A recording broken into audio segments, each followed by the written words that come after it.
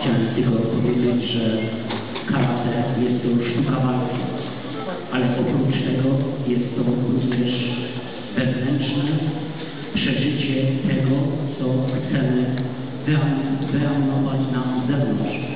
Karate to również medytacja. Karate i każdy trening rozpoczynamy od zazen, czyli tej medytacji. Czyli zastanowienie się nad tym, co będziemy robić, nad tym, co chcemy osiągnąć. Stawiamy sobie pewien cel, stawiamy sobie pewne zadania, do których dążymy poprzez wytrwałą, silną.